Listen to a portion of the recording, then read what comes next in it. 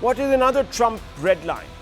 That India is continuing to source Russian military hardware or arms is a red flag. Engaging Russia defeats US strategy of working to diplomatically isolate Russia, specifically when the US is forcing some kind of détente between Russia and Ukraine. Russia-India bonhomie assertion of non-West viewed as a challenge to US hegemony. And India's continued reluctance to criticize Russia's aggression in Ukraine a source of annoyance.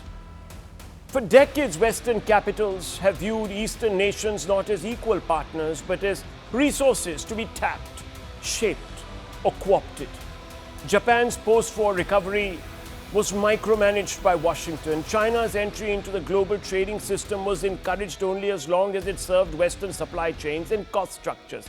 During the 1997 Asian financial crisis, Western institutions prescribed harsh reforms while ignoring the volatility created by their own capital flows. The West's approach is paternalistic, some would say, viewers. At least that's the view from India. The East may rise, but only if it doesn't exceed the West. Clearly, India and Russia aren't about to accept limits.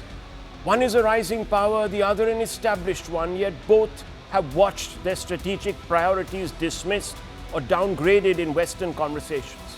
Modi in particular has been firm in rejecting Western paternalism. Yet careful not to sound anti-West, Modi has defined India as simply non-West. In doing so, he is hoping that the West understands, that DC in particular understands that Delhi will set its own national priorities. It will decide who it partners with, and it will choose its economic and strategic engagements on its own terms, but never against anyone. So far, friends, so far, New Delhi's optimism has been blunted by Trump. Why, viewers?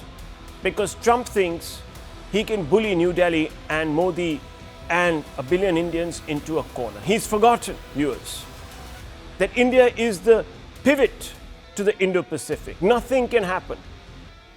No power projection if you don't have, or India doesn't have, to be more precise, your back.